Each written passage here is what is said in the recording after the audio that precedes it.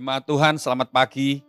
Mari sebelum kita menerima firman Tuhan pagi hari ini, kita mau datang kepada Tuhan dan serahkan hatimu kepada Tuhan. Serahkan hatimu kepada Tuhan. Supaya firman-Nya boleh sungguh-sungguh diurapi oleh Roh Kudus dan mendatangkan perubahan dalam hidup kita. Mari kita datang kepada Tuhan. Haleluya Tuhan, kami bersyukur kalau minggu ini kami bisa masih diberi kesempatan beribadah. Kami masih diberi waktu untuk mendengar firman. Kami masih diberi waktu untuk membaca firman. Kami bersyukur Tuhan karena kami tahu satu kali kelak kami tidak akan bisa mendengar firman. Tetapi puji Tuhan pagi ini jemaat-Mu masih diberi kesempatan dan kami mau hargai kesempatan ini Tuhan. Kami tidak mau sia-siakan kesempatan ini Tuhan. Walaupun kami ada di rumah, tapi kami mau tetap fokus pikiran kami kepada Tuhan. Kami tetap mau mendengar suara-Mu melalui hamba-Mu. Kami tetap mau menghormati dengan hati yang sungguh-sungguh meletakkan Engkau di atas segala-galanya dalam hidup kami. Terima kasih Bapa, terima kasih biar pagi ini menjadi pagi yang begitu indah karena kuasa firman-Mu bekerja dan hadirat-Mu menjamah setiap kami. Terima kasih Bapa, dalam nama Yesus kami bersyukur. Amin. Shalom Bapak Ibu semuanya, haleluya. Hari ini kita diberi kesempatan lagi untuk beribadah. Masih tetap di rumah kan, saudara? Masih tetap ada di rumah. Kita berdoa, kalau enggak salah gitu saudara, beberapa minggu yang lalu, beberapa hari yang lalu, kita mungkin saudara juga mendapat WA bahwa pemerintah memprediksi awal Juli gereja bisa buka kembali. Ya, dan kita berdoa biar itu tidak mundur lagi ya saudara. Saya beberapa hari yang lalu telepon kepada seorang jemaat. Ya saya karena sudah 2 bulan gak bertemu dengan jemaat. Maka tiap hari saya telepon beberapa orang, tanya kabar mereka bagaimana, tanya keadaan mereka bagaimana. Dan ada satu jemaat yang saya waktu itu telepon, lalu saya tanya begini, tiap minggu ikut kan kebaktian ibadah online di rumah? Saya bilang gitu. Oh Pak Jim, saya dulu ikut, tapi sekarang sudah tidak ikut lagi. Dia bilang begitu, saudara. Wah saya kaget gitu. Loh kenapa tidak ikut lagi? Ya Pak Jim, tidak enak, saya tidak suka. Dia bilang, karena saya suka kebaktian di gereja aja, saya suka ibadah di gereja aja. Lalu saya beri pengertian pada dia, selama kita belum bisa ke gereja, yang ada ini dipakai dulu. Ya, kalau kita bisa berangkat ke gereja, beribadah di gereja lagi, ya oke lah. Tapi sementara kita tidak bisa ke gereja, online di rumah ini pun, ini sangat berharga. Lalu dia bilang, oke Pak Jim, hari ini nanti dia bilang, minggu ini ya, itu hari ini, saya nanti akan ikut ibadah. Saudara, kita berdoa biar jadwal yang pemerintah tetapkan itu tidak meleset. Dan bahkan sebelum hari-hari itu, kasus-kasus baru dari COVID-19 tidak lagi terjadi di Surabaya atau di Indonesia.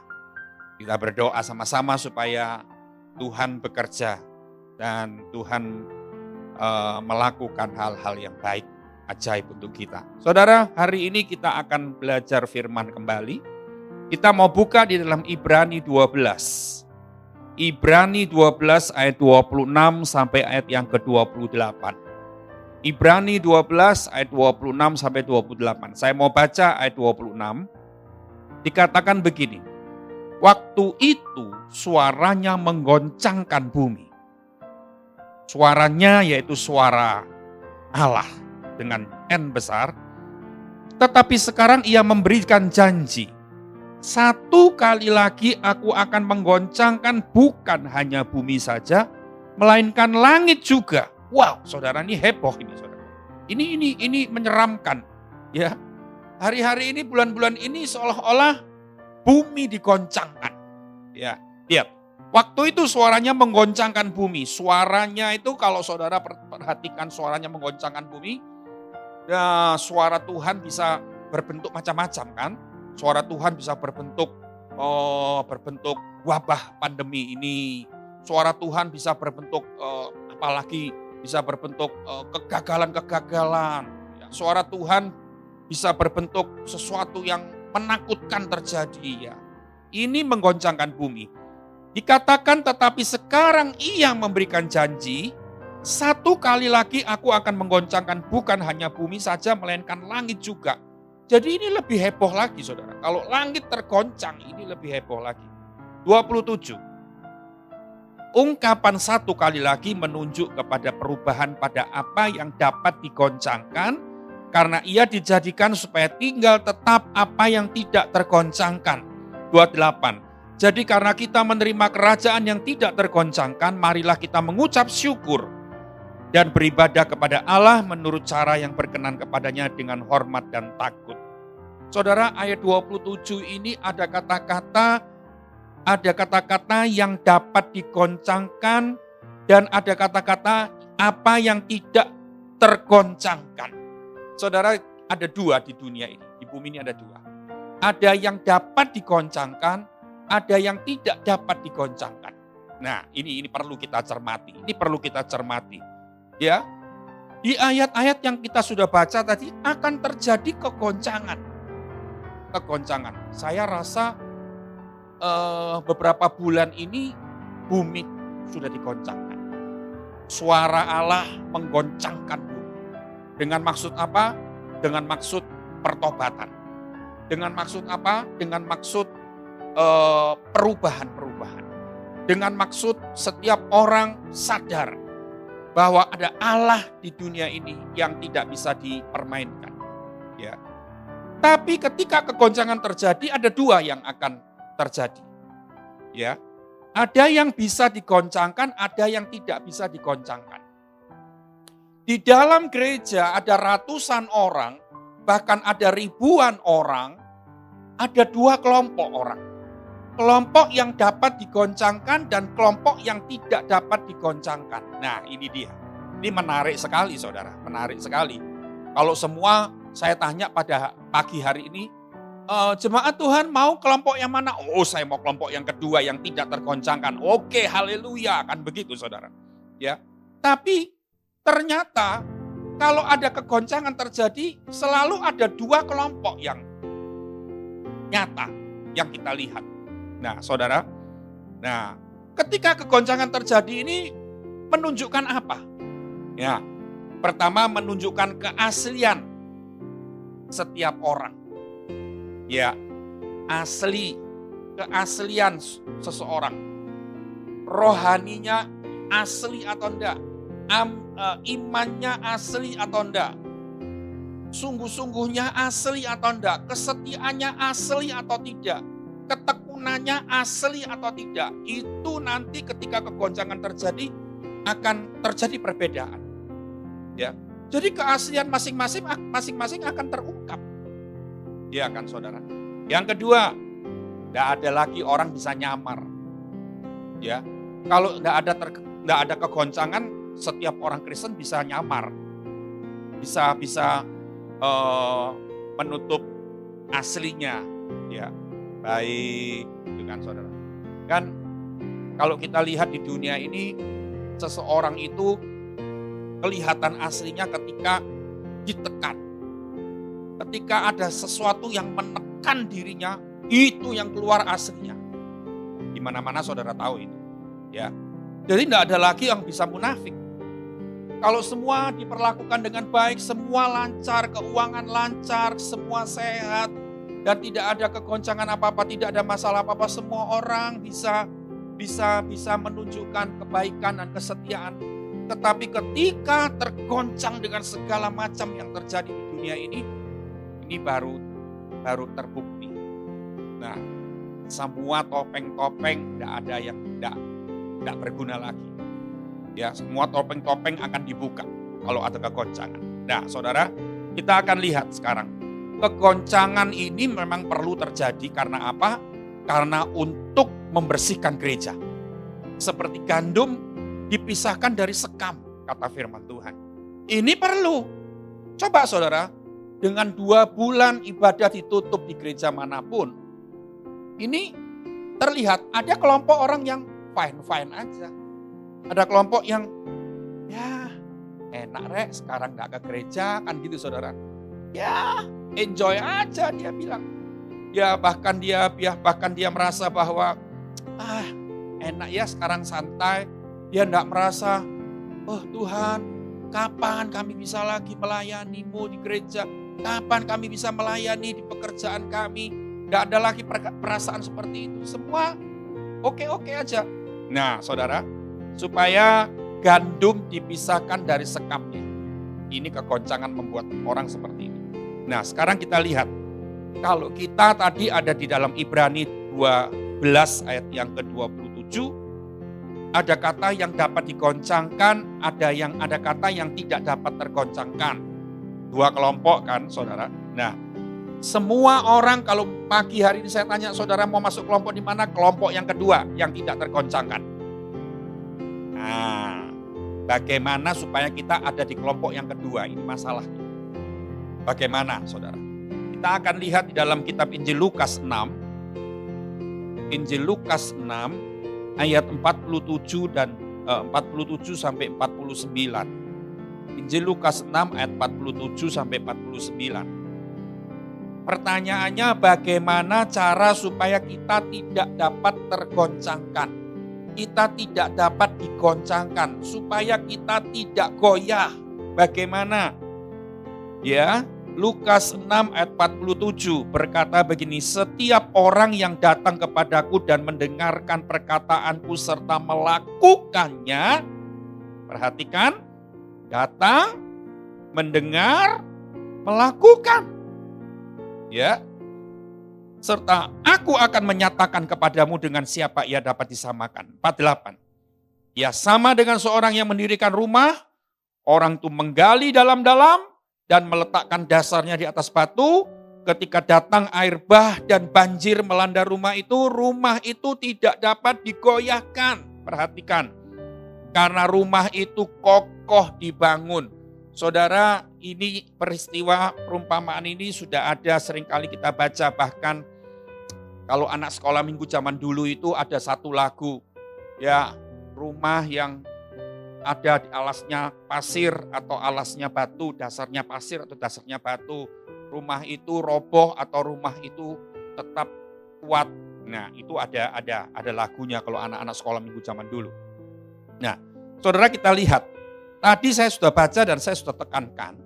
Ya, kalau kita ini datang, mendengar, melakukan, maka firman Tuhan menyamakan kepada kita orang-orang seperti itu, orang-orang itu yang membangun dasar dan membangun rumahnya, dan datanglah banjir dan angin dan hujan, maka rumah itu tetap kuat dan tetap terbangun, tetap kuat dan kokoh. Tidak goyah sedikit pun. Nah, saudara, kita lihat banyak orang Kristen zaman ini mulai kecewa sama kita. Gampang kecewa. Saudara, tadi kan saya bilang, kalau ada sesuatu tekanan, ada sesuatu masalah, ada sesuatu yang menekan kita, itu akan kita kelihatan aslinya. Saudara, di masa-masa seperti ini banyak orang Kristen imannya mulai runtuh. Dia bilang begini, percuma. Aku berharap kepada Tuhan, toh ya semuanya terjadi seperti ini. Ya saudara, percuma kami ke gereja, kami melayani, toh hari-hari ini kami harus mengalami sebuah kerugian yang besar-besaran. Ada seorang berkata bahwa kalau mungkin ini pandemi ini sampai 1-2 bulan lagi tidak bisa kerja, maka usaha saya akan tutup semua. Saudara, dan memang mungkin seperti itu.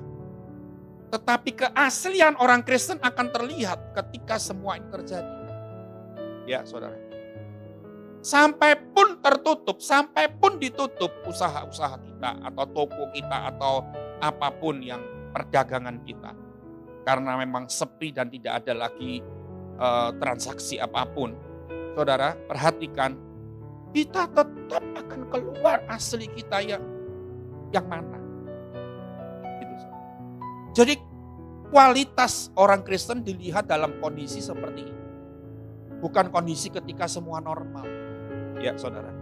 Nah, mari hari ini kita perhatikan kata kita datang, kita mendengar, kita melakukan. Kalau 3 itu yang kita lakukan, maka ketika kegoncangan terjadi, kita tetap kokoh, tidak tergoyahkan. Dan saya percaya semua orang pasti kepingin seperti itu. Sebab itu saudara, melalui ibadah online ini juga saudara harus sungguh-sungguh harusnya menantikan itu. Saudara, kalau saudara tidak datang, maka engkau tidak akan mendengar dan engkau tidak akan melakukan. Pertama kali harus datang dulu. Saudara di online di rumah pun, streaming di rumah pun, saudara harus siapkan. Walaupun di rumah tidak ada yang ngecek saudara terlambat atau tidak terlambat, tidak ada yang tahu itu, saudara. Tapi saudara, hanya semua itu dilihat kualitas kita memang dalam kondisi seperti ini. Saudara datang dan saudara mendengar dengan cermat sungguh-sungguh. Jangan mau diganggu dengan apa-apa. Walaupun saudara ada di rumah. Walaupun mungkin saudara lagi buka toko atau buka restoran, masih ada orang-orang beli untuk dibawa pulang dan sebagainya. Tapi ketika engkau beribadah jangan mau diganggu. Serahkan kepada karyawan yang bertugas di sana. Ya saudara. Ya. Jadi ketika engkau mendengar dengan sungguh-sungguh. Ketika saudara nanti akan beribadah lagi di gereja, saudara jangan mau sampai saudara hal-hal yang membuat sedikit-sedikit terjadi, engkau tidak datang ke ibadah.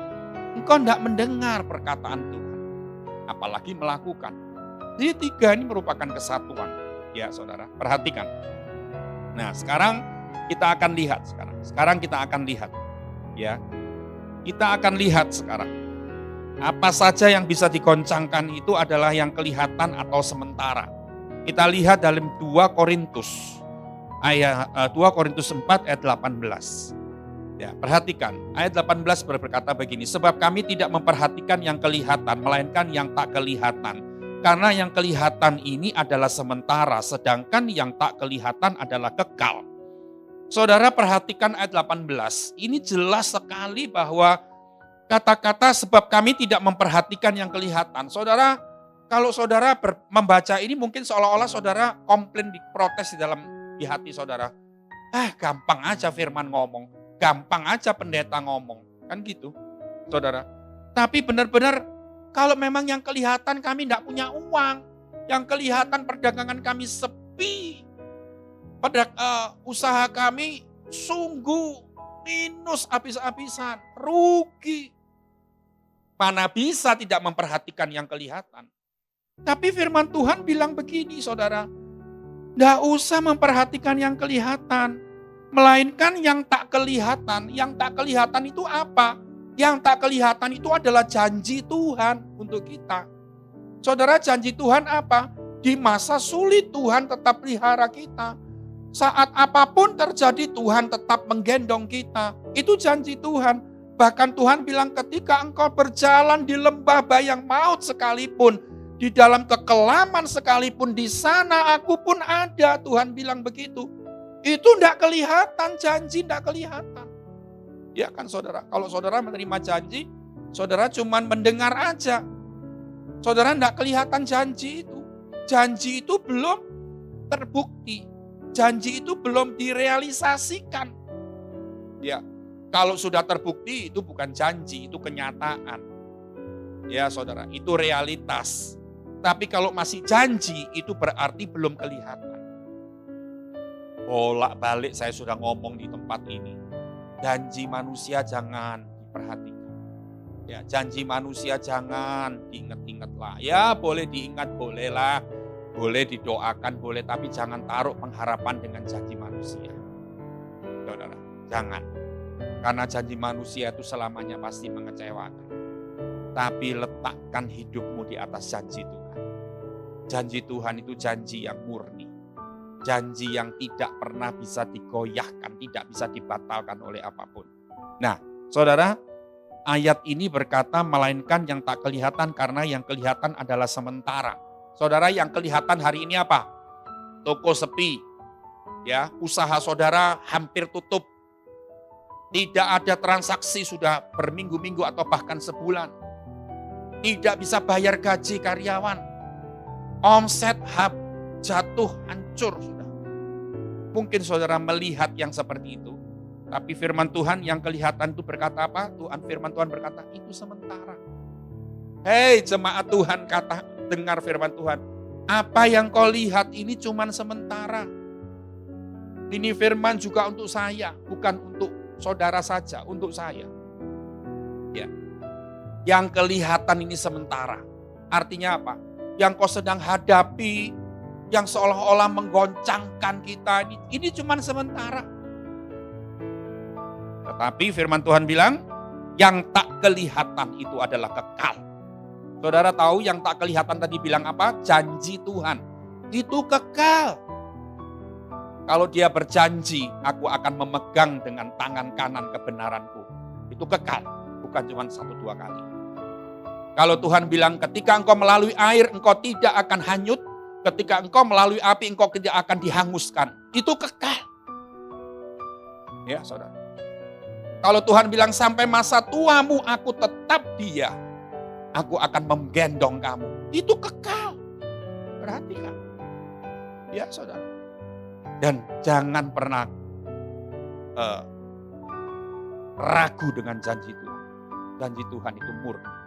Janji Tuhan itu kekal. Yang tak kelihatan itu kekal, yang kelihatan ini cuma sementara. Saudara, kalau saya mau baca di ayat 16 dari 2 Korintus 4. 2 Korintus 4 ayat 16. Ada ayat berkata begini. Sebab itu kami tidak tawar hati. Tetapi meskipun manusia lahiriah kami semakin merosot. Namun manusia batiniah kami dibaharui dari sehari ke sehari. Ada satu nasihat firman Tuhan di masa-masa pandemi ini. Kami tidak tawar hati. Saudara harus confess.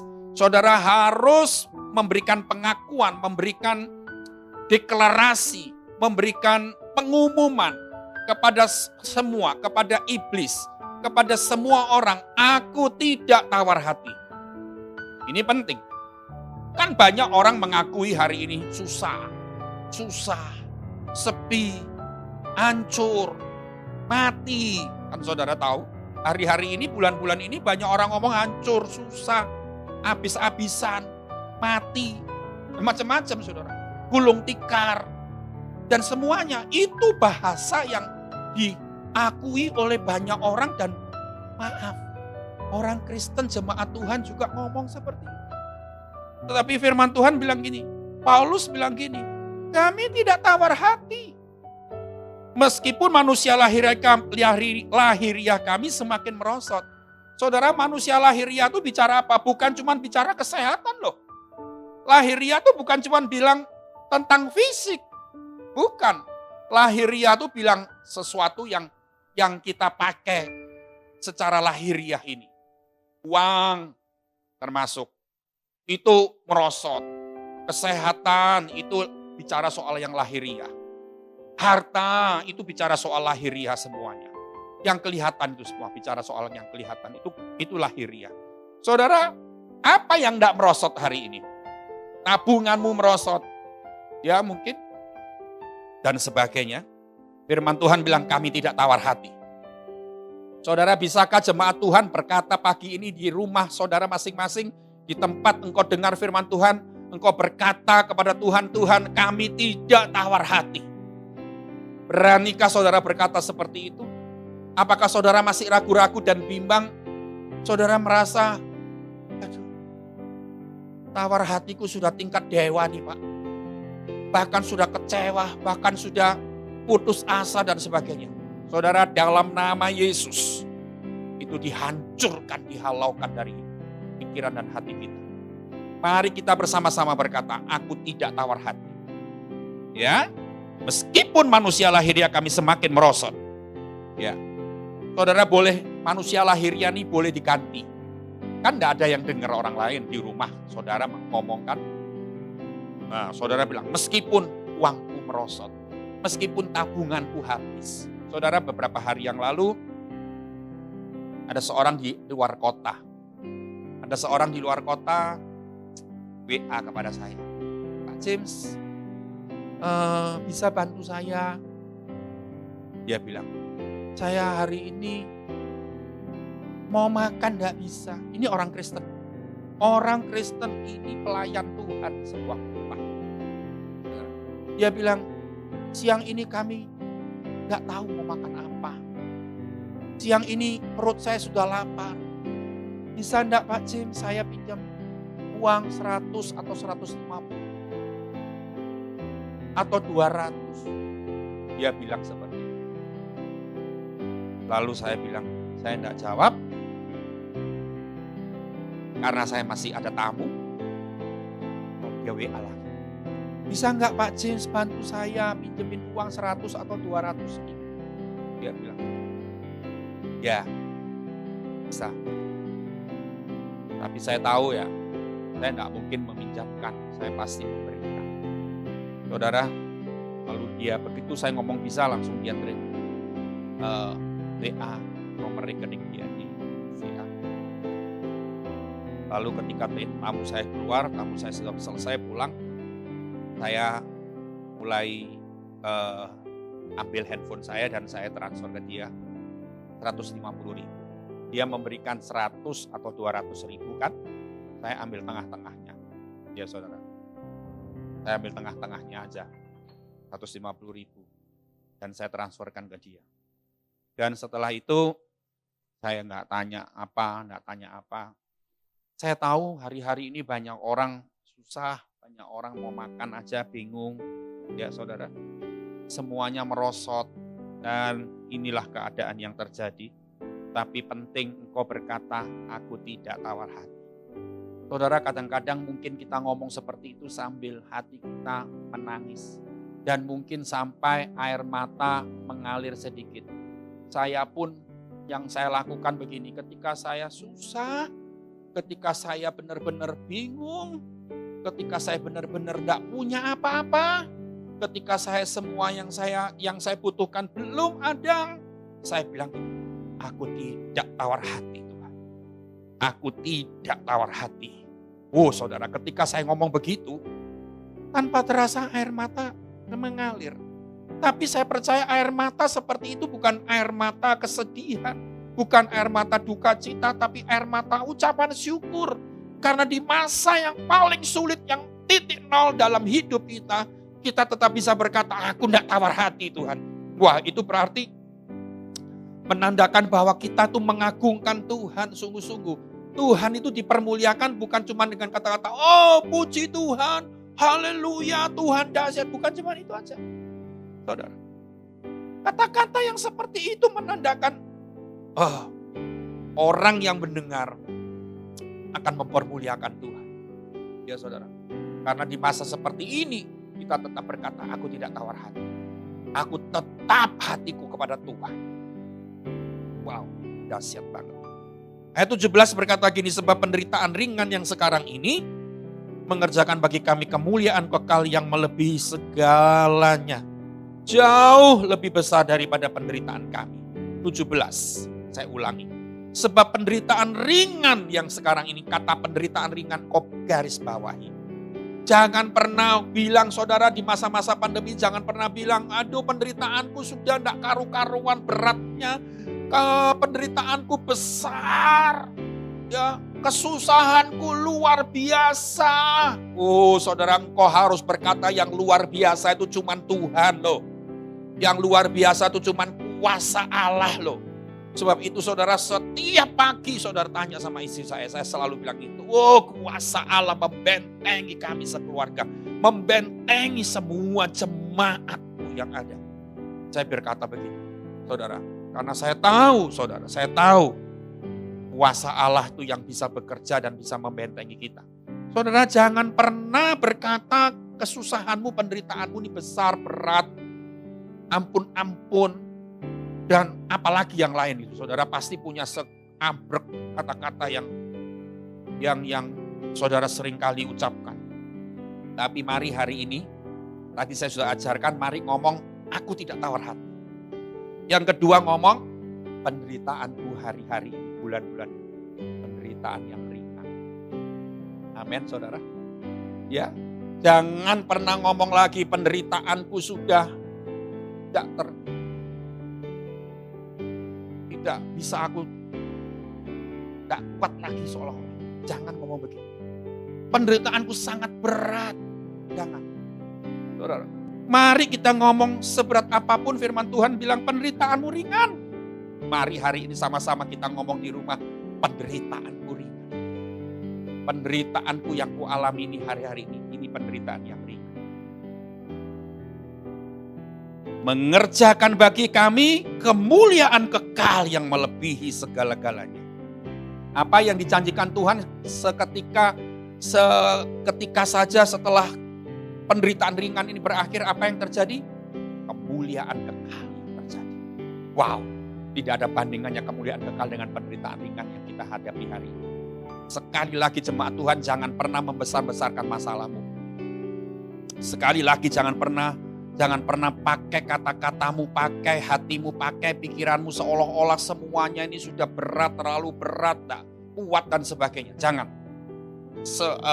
bertobat dari kata-kata seperti itu. Mari kita ngomong kepada penderitaan kita. Penderitaanku sangat ringan, penderitaanku ringan. Ayat yang ke-17, tadi saudara saya sudah baca, mengerjakan bagi kami kemuliaan kekal yang jauh lebih besar daripada penderitaan kami. Ya, saudara, jadi tidak ada penderitaan yang berat hari ini. Penderitaan kita ringan. Karena Tuhan yang sudah menopang kami dan memberi kekuatan kepada kita semuanya. Saudara ingat, jangan sampai engkau kelompok yang tergoncangkan.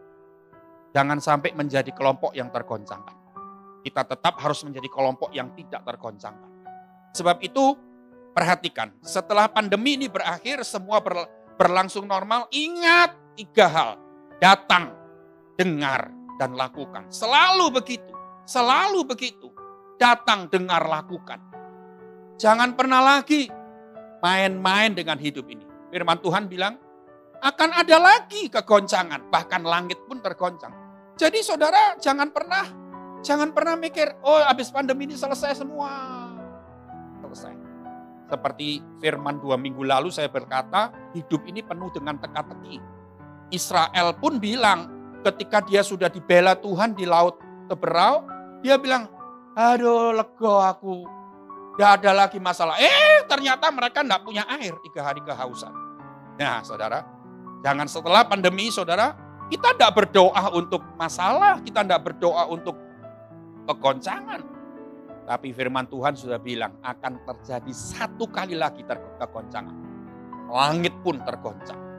Bukan cuma bumi. Jadi artinya kita tetap harus mempersiapkan diri. Kalau nanti ada kegoncangan yang lebih dahsyat, wow, ternyata kita tidak lagi goyah pun sedikit pun tidak lagi goncang pun tidak. Karena kita sudah membiasakan diri untuk datang, dengar, dan lakukan. Datang, dengar, dan lakukan. Itu aja. Saudara mau jadi bisnismen yang sukses, jadilah. Tapi tetap prinsip datang, dengar, lakukan. Jangan pernah lupa. Amin saudara. Dan saya percaya firman Tuhan hari ini memberikan teguran-teguran keras untuk kita. Jangan tawar hati. Selalu katakan, aku tidak tawar hati. Berkata kepada istri. Berkata sama-sama dengan isi, mungkin sama-sama dengan anak-anak kami, tidak tawar hati. Nah saudara, kalau ini sudah dilakukan, maka saudara akan bisa berkata, penderitaan kami ini penderitaan yang ringan. Penderitaan kita ini penderitaan yang ringan. Tidak ada artinya dengan kemuliaan kekal yang akan Tuhan lakukan. Saudara, ya ada mahkota yang kekal di balik salib. Haleluya. Mari kita datang kepada Tuhan. Mari kita datang kepada Tuhan. Bapa, kalau hari-hari ini masih ada jemaat yang goncang. Masih ada jemaatmu yang tawar hati. Masih ada jemaatmu yang kecewa, putus asa. dan mungkin akan mau meninggalkan Tuhan di masa-masa sulit ini. Ampuni mereka. Dan kami tahu karena mereka sebelum ini terjadi mereka kurang mengabaikan firman-Mu.